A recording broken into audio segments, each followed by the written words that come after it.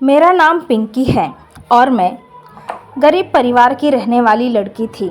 मेरे पिता खेती-बाड़ी का काम करते थे और वह किसान थे। खेती-बाड़ी के काम से हमें कुछ ज़्यादा फ़ायदा नहीं होता था, क्योंकि आजकल किसान की मेहनत के हिसाब से पैसे नहीं मिलते हैं।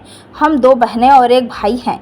मेरी माँ घर पर पापड़ बनाने का काम करती है और माँ के कामों में हम दोनों बहनें मिलकर उनका साथ देते हैं, उनको पापड़ बनाने में मदद करते हैं।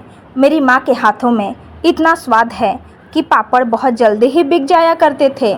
मेरे लिए रिश्ते आने लगे थे, लेकिन मैं अपने पापा से कहकर हमेशा मना कर देती थी कि मुझे अभी शादी नहीं करनी है, क्योंकि हमारे पास दहेज के लिए अभी पैसे नहीं थे और मैं नहीं चाहती थी कि मेरे मम्मी पापा दहेज की वजह से परेशान हो जाए। वैसे भी हमारी ज़िंदगी जैसे तैसे गुजर रही थी, ऊपर से शादी का खर्चा। पापा कहते थे कि हम कहीं ना कहीं से जुगाड़ कर लेंगे, तुम शादी कर लो और हर बेटी को शादी करके उसे उसके घर जाना ही होता है और तुम्हारे बाद अभी 2 और बचेंगे। तुम्हारी शादी की उम्र हो गई है, जल्द से जल्द तुम्हारी शादी करवा दे। मेरे पापा का कहना था एक बहुत ही अच्छा रिश्ता हाथ लगा है। मेरे दोस्त ने मुझे बताया है लड़के वाले कल घर पर आ रहे हैं। यह बात तो मुझे पता ही नहीं थी। पापा ने रात का खाना खाते वक्त ही हमें बताया है कि मैं पापा से कहने लगी, पापा मुझे कोई लड़का नहीं देखना। पापा ने मुझे डांट कर समझाया, तब मुझे मानना ही पड़ा। अगले दिन लड़के वाले घर पर आ गए थे मुझे देखते ही वो लोग मुझे पसंद कर लिए थे और उन लोगों का कहना था हमें दहेज में कुछ भी नहीं चाहिए, बस आप अपनी बेटी दे दीजिए।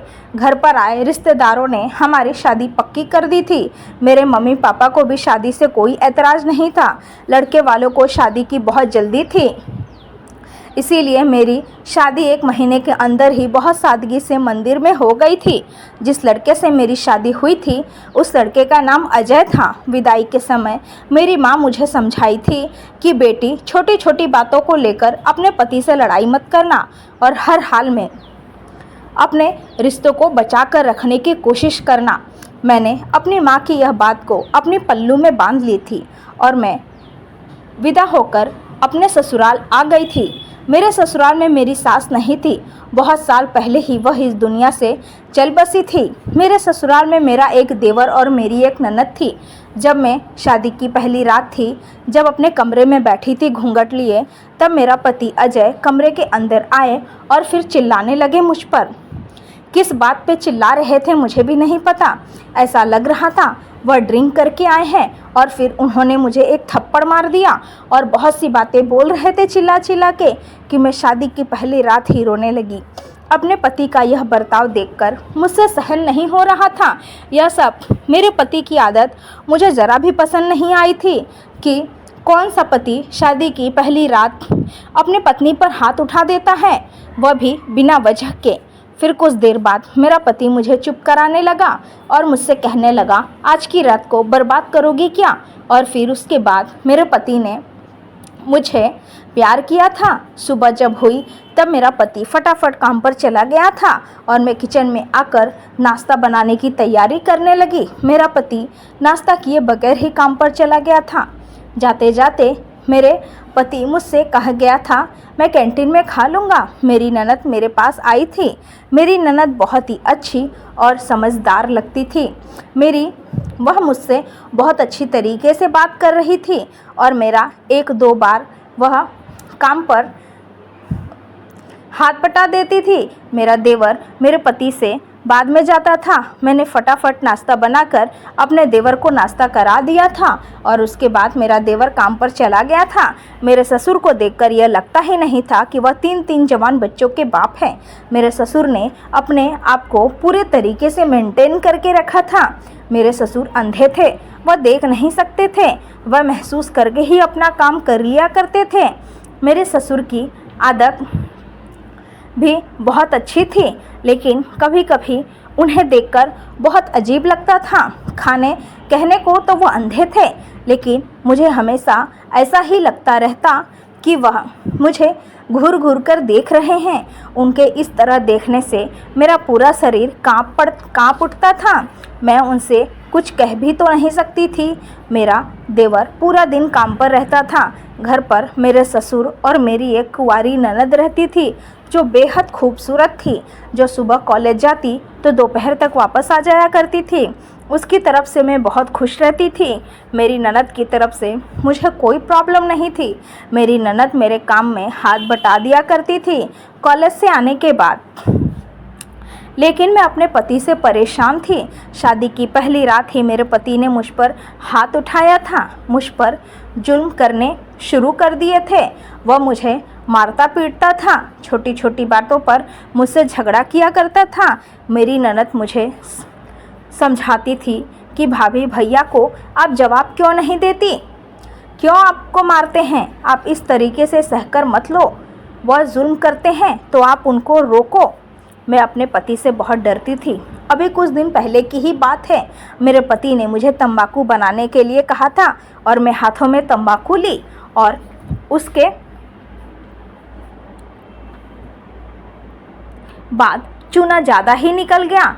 इसके बाद मेरे पति ने मुझे पीटा था और बोला कि इतना ज़्यादा चूना कैसे निकाल ली तू। यही कारण था कि मैं अपने पति से बहुत ही ज़्यादा डरती थी और मेरी माँ ने भी कहा था कि छोटी छोटी बातों पर दिल पर मत लगाना, इसीलिए मैं सह रही थी। मेरे मायके में मुझे किसी ने भी मारा था नहीं था। इन छोटी छोटी गलतियों पर मैं कमरे में बहुत ही ज़्यादा रो रही थी। मेरी आवाज़ सुनकर मेरी ननद भागते हुए मेरे कमरे में आई थी और मुझे ज़मीन से उठाकर बेड पर बिठाया था और मुझे अपने का एक गिलास पानी पीने के लिए दिया और फिर मुझसे पूछने लगी कि भाभी क्या हुआ। मैंने किसी सी बात का कोई जवाब नहीं दिया था। फिर से वह बात कहने लगी और मुझसे कहने लगी, भैया की जुल्म मत सहो, पलटकर जवाब दिया करो, भैया पर बहुत ज़्यादा अत्याचार कर रहे हैं।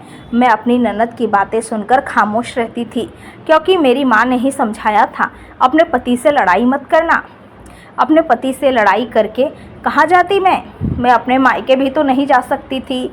हमारे घर के हालात भी तो अच्छे नहीं थे, इसीलिए मैं अपने पति के खिलाफ़ कुछ नहीं बोलती थी। जब वह मुझे मारते हैं तब मैं सहन कर लेती थी। मेरी ननद का बिहेवियर मेरे प्रति बहुत ही अच्छा था। मुझे इस बात की खुशी थी कि चलो इस घर में कोई तो है जो मेरी फ़िक्र करता है। मैं नहीं जानती थी कि इस घर के लोगों के कितने भयानक चेहरे हैं जो मेरे सामने आने अभी बाकी थे। इन भयानक चेहरों से मैं अभी अनजान थी, क्योंकि यह लोग देखने में बहुत ही मासूम दिख रहे थे और अंदर से कुछ और ही थे। मेरे देवर का भी बिहेवियर बहुत अच्छा था। रात को जब काम से आता था तब मैं उसे खाना दे दिया करती थी। वह भी मेरे से बहुत अच्छी तरीके से बात करता था और फिर अपने कमरे में चला जाता था। मुझे मेरे देवर की तरफ से मुझे कोई परेशानी नहीं थी। मेरी ननद भी कॉलेज से जाने से पहले ही घर के कामों में मेरी हेल्प कर दिया करती थी। मेरे पति रात को काम से आने के बाद मुझे मारता पीटता था। ऐसा लगता था वह शराब पीकर आया है। वह मुझे इतना मारता था कि मेरे शरीर पर जगह जगह निशान पड़ गए थे। मेरे ससुर तो सारा दिन अपने कमरे में पड़े रहते थे। उनको जब भी कुछ काम होता तो मेरी ननद को आवाज़ लगाकर बुला लिया करते थे और मेरी ननद ही उनके सारे काम कर दिया करती थी। एक दिन मेरी ननद अपनी सहेलियों के साथ बाज़ार गई थी। उस वक्त शाम का वक्त था। फिर मैं चाय बनाकर अपने ससुर को देने के लिए उनके कमरे में चली गई थी और जैसे ही मैं कमरे के दरवाजे तक पहुंची तब मेरी नज़र ससुर के हाथों में गई। उनके हाथों में एक मैगज़ीन था जिसे वह पढ़ रहे थे, लेकिन मैं शॉक रह गई। ससुर जी मैगज़ीन कैसे पढ़ सकते हैं, वो तो अंधे थे। फिर जैसे ही उनकी नज़र मेरे ऊपर पड़ी, फटाक से मैगज़ीन को टेबल पर रख दिए और इस तरीके से रिएक्ट करके छूने की कोशिश कर रहे थे जैसे वो मैगज़ीन को ढूंढ रहे हैं या फिर उसको रख रहे हैं। जब कमरे के अंदर आई तब मैंने चाय ससुर जी के हाथों में पकड़ा दी। वो पीने लगे। मैं कमरे से बाहर निकलने लगी। यही सोच रही थी, क्या जो मैंने देखा सही देखा? क्या ससुर जी सच में देख सकते हैं? लेकिन वो तो अंधे हैं, उनका देखना तो नामुमकिन था। फिर यह सब क्या हो रहा था? मेरे ससुर जी क्या कर रहे थे? यह सब सोच सोच के मेरा दिमाग खराब हो रहा था। फिर मैंने सोचा, लगता है मेरी आंखों का वहम हुआ है, नहीं तो मेरे ससुर जी मैगज़ीन कैसे पढ़ सकते हैं। काम करते करते मैं बहुत ही ज़्यादा थक गई थी। पूरा शरीर पसीना पसीना हो गया था। गर्मियों का मौसम था। मैंने सोचा शाम का खाना बनाने से पहले मैं नहाकर फ्रेश हो जाती हूँ। नहाने के लिए मैंने अपने अलमारी से कपड़े निकाले। तभी मुझे अचानक याद आया कि मेरा शैम्पू तो ख़त्म हो गया है। ननद भी मेरा वाला ही शैम्पू प्रयोग करती थी। मैं ननद के कमरे में आ गई शैम्पू लेने के लिए। जैसे ही मैं शैम्पू लेकर अपने कमरे में आई, तब मैं अच्छी की ससुर जी मेरे कमरे के अंदर दरवाजे को बंद कर रहे थे और खोल रहे थे। ससुर जी को अंदर देखकर मैं तो घबरा गई थी। मेरे ससुर जी कमरे के अंदर क्या कर रहे थे? मेरे पूछने पर वह कहने लगे, तुम्हारे कमरे की दरवाजे की कुंडी खराब हो गई है ना, उसे ही ठीक करके देख रहा था, कहाँ से खराब हुई है। फिर मैंने ससुर जी से कहा, ससुर जी लेकिन कुंडी तो ठीक है, फिर आप ऐसा क्यों कह रहे हैं? फिर ससुर जी कहने लगे, तुम्हें तो मुझसे कहा था कि तुम्हारे दरवाजे की कुंडी खराब हो गई है, इसीलिए मैं वही चेक करने के लिए आया था। मेरे ससुर बाथरूम के दरवाजे की कुंडी को ठीक करने आए थे, लेकिन मेरा बाथरूम के दरवाजे की कुंडी तो बिल्कुल ही ठीक थी। फिर ससुर जी ऐसा क्यों कह रहे थे? अब तो मुझे ससुर जी पर शक होने लगा था, क्योंकि वो झूठ बोल रहे थे। और भला मेरे ससुर जी दरवाजे की कुंडी को कैसे ठीक कर सकते थे? वो तो देख ही नहीं सकते ना, या फिर न देखने का नाटक कर रहे हैं। लेकिन मेरे ससुर जी अंधे होने का नाटक क्यों कर रहे थे? मेरी ननद ने भी नहीं बताया कि वह अंधे नहीं हैं। मेरी ननद भी मुझे यही बता रही थी कि ससुर जी अंधे हैं, लेकिन ससुर जी की हरकतों से तो मुझे एहसास हो रहा था कि वो अंधे नहीं हैं। यह सब क्या हो रहा था, मुझे कुछ समझ में नहीं आ रहा था। थोड़ी देर बाद ससुर जी कमरे से बाहर चले गए। जैसे ही वह चले गए, मैं जल्दी से अपने बाथरूम में घुसकर नहाने लगी। जैसे ही मैं नहाकर बाहर निकली, मैंने देखा ससुर जी दरवाजे के बाहर खड़े होकर अंदर झांक रहे हैं। ससुर जी की हरकतें मुझे बहुत अजीब लग रही थी। एक तरफ मेरा पति था जो मुझे मारते पीटते रहता था, और दूसरी तरफ मेरे ससुर जी थे जिनकी हरकतें देखकर मुझे लगता था कि वो अंधे नहीं हैं। फिर मैं ससुर जी से कहा, आप यहाँ पर इस वक्त? फिर ससुर जी कहने लगे कि बहू, मुझे चाय पीना था, इसीलिए मैं तुमको ढूंढ रहा था। मैं समझ गई थी कि मेरा ससुर जी चाय तो बहाना है, असल में वो मेरे कमरे में नज़र रख रहे थे।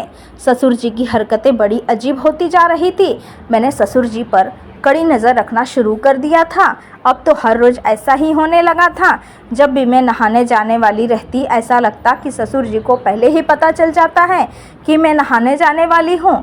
मेरे जाने से पहले ही ससुर जी मेरे बाथरूम के दरवाजे के पास आकर खड़े हो जाते और कुंडी को कभी बंद करते कभी खोलते, और हर बार पूछने पर मुझे यही जवाब दिया करते थे, मैं कुंडी को सही कर रहा हूँ, और उसके बाद बाहर चले जाते। और जैसे ही मैं बाहर नहाकर बाहर आती और देखती कि दरवाजे के अंदर झांक रहे हैं, रोज़ इसी तरीके से होने लगा था।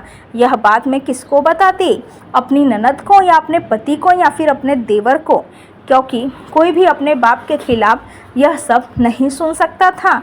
मेरी बातों पर कोई भरोसा नहीं करता कि ससुर जी क्या हरकतें कर रहे हैं। उनके घर दिन पर दिन गंदी होते जा रही थी। अब फिर मैंने देखा कि ससुर जी जहाँ जहाँ जाते मेरे पीछे पीछे घूमने लगते थे। किचन में जब काम करती तो वहीं इधर से उधर घूमते रहते, किचन में चेयर डालकर बैठ जाते। ऐसा लगता कि वो दिन भर मुझे ही देख रहे हैं। मैंने सोचा कि मुझे अब ससुर जी से बात करनी चाहिए। फिर अचानक से एक दिन मैं उनके कमरे में चली गई और ससुर जी से पूछी कि आप ये सब क्या कर रहे हैं?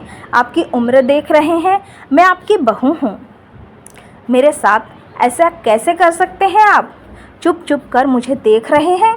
फिर मेरे ससुर जी मुस्कुराने लगे और दरवाज़ा बंद करने लगे। इतने में बाहर से दरवाज़ा खुला, मेरी ननद दाखिल हुई और मेरी ननद भी हंसने लगी। दोनों को हंसता देखकर मुझे ऐसा लग रहा था कि दोनों लोग पागल हो गए हैं। लेकिन मेरी ननद क्यों हंस रही थी? क्या ससुर जी के इस खेल में मेरी ननद भी शामिल थी? अब क्या होने वाला था मेरे साथ? यह दोनों मिलकर मेरे साथ क्या करने वाले थे? कमरे के अंदर इस बात को सोच सोच के मेरा दिमाग खराब हुए जा रहा था। फिर मैं अटकती हुई आवाज़ से ससुर जी से पूछी कि आप दोनों हंस क्यों रहे हो। ससुर जी कहने लगे, देखो तुमने आवाज़ उठाया ना बहू, मैं बस यही चाहता था कि तुम आवाज़ उठाओ, गलत मत कहो। तुमने ठीक वैसा ही कहा किया जैसा मैंने सोचा था। कभी भी जुल्म नहीं सहना चाहिए, बहुत जुल्म के खिलाफ आवाज़ उठाना चाहिए, क्योंकि तुम जितना सहोगी ना, सामने वाला उतना ही तुमको दर्द देगा, उतना ही सताएगा। जिस तरीके से तुम मुझे जवाब दी हो, मुझसे सवाल की हो, मैं चाहता हूँ उसी तरीके से तुम अपने पति से सवाल करो कि वह तुम्हें क्यों मारता है। मार खाकर मत लो, उसके सवालों का जवाब दो। मैंने तुम्हें समझाने के लिए यह एक्टिंग की थी और मेरी इस एक्टिंग में मेरी बेटी ने साथ दिया था। तुम जानती हो बहू, मैं अंधा नहीं हूँ, लेकिन जब शादी की पहली रात ही मैंने सुना कि तुम्हारे कमरे में तुम्हारे रोने की आवाज़ आ रही थी, तब मुझे पता चल गया था कि मेरे बेटे ने तुमको पीटा है। इसीलिए अगले दिन मैंने यह नाटक कर लिया कि मैं अंधा हूँ, और इस खेल में मैंने अपनी बेटी को भी शामिल कर लिया था। वह तुम्हें नहीं बताएगी मैं अंधा नहीं हूँ। मैं सिर्फ इसीलिए नाटक कर रहा था, तुम्हारे कमरे में जा रहा था ताकि तुम आवाज़ उठाओ, और तुमने आवाज़ उठा लिया। मेरे ससुर और मेरी ननद ने मिलकर मुझे बहुत अच्छी तरीके से समझाया था। मैं ससुर जी के आगे सर झुकाए खड़ी थी। मैं अपनी बातों से शर्मिंदा थी, अपनी सोच से शर्मिंदा थी कि मैं ससुर जी के बारे में इतना उल्टा सीधा सोच लिया था, उनके ऊपर इतने गलत गलत इल्ज़ाम लगा दिए। बल्कि मेरे ससुर जी तो मुझे समझाने के लिए एक्टिंग कर रहे थे। अब मैंने ससुर जी से कह दिया, अब मैं चाहूँगी नहीं। आप दोनों ने मेरी आंखें खोल दी। अब मुझे क्या करना चाहिए। फिर जैसे ही शाम को मेरे पति घर पर आए और मुझे बोले कि चाय बना कर लाओ, मैं चाय बना कर लेकर आई। एक घूंट पीते ही चाय को फेंक दिए और कहने लगे, चाय में चीनी कम है, और मेरे ऊपर हाथ उठाने के लिए आए। मैंने उनका हाथ पकड़ लिया और हाथ को झटक दिया और कहने लगी, अब मैं आपका जुल्म नहीं सहने वाली। आप कितना अत्याचार करोगे मेरे ऊपर, जबकि मेरी गलती भी नहीं है। इन छोटी छोटी बातों को लेकर हमेशा मुझे मारते पीटते रहते हो। तुम बदल जाओ, नहीं तो मैं ये घर छोड़कर चली जाऊंगी, क्योंकि मैं आने वाले बच्चे के बारे में सोच रही हूँ, और मैं नहीं चाहती कि मेरा बच्चा इस माहौल में आए। मेरा बच्चा अपने बाप को इस तरीके से अपनी माँ को मारता हुआ देखे, फिर मेरा बेटा भी बड़ा होकर अपनी बीवी को इसी तरीके से मारेगा। मैं नहीं चाहती। इतना कहकर मैं अपना सामान पैक करने लगी। मेरी बातें सुनकर मेरा पति खामोश हो गए थे। एक जगह बहुत देर तक खड़े रहे, ऐसा लग रहा था कुछ सोच रहे हैं। बहुत सोच विचार करने के बाद वो मेरे पास आ गए और मुझसे माफ़ी मांगने लगे, लेकिन मैं उनकी एक बात भी नहीं सुन रही थी। मैं तो सिर्फ नाटक ही कर रही थी घर छोड़ने का, लेकिन मैं अपना सामान पैक करती ही जा रही थी। बहुत देर तक उनकी जब बात नहीं सुनी, तब मेरे पति मेरे पैरों में गिर गए और बोलने लगे कि मुझे माफ़ कर दो, मुझसे गलती हो गई है, अब दोबारा मुझसे ऐसी गलती नहीं होगी। हम अपने आने वाले बच्चे के बारे में भी तो सोचना होगा। अब मैं पूरी तरीके से बदल जाऊंगा, तुम पर कभी हाथ नहीं उठाऊंगा। प्लीज़। फिर से अपने पति को माफ़ कर दिया था। मैं उनको इस तरीके से माफ़ी मांगता हुआ नहीं देख सकती थी। मेरा दिल पसीज गया था। उनको मैंने माफ़ कर दिया था। उसके बाद मेरा पति का रवैया पूरी तरीके से बदल गया था। वह अपनी बहन और भाइयों को भी वैल्यू देने लगे थे। अब हमारे घर में झगड़े नहीं होते थे। मेरे पति अब प्यार करने लगे थे मुझे। जब मैं अपने बेटे को जन्म दिया, तब मेरे पति के पैर ज़मीन पर ही नहीं थे। वह बहुत खुश हो गए थे हमारे बच्चे को पकड़कर। अब मेरे पति बहुत खुश है अपनी ज़िंदगी में, अपनी लाइफ में, और हमारा छोटा सा परिवार मिलजुल कर रह रहे हैं।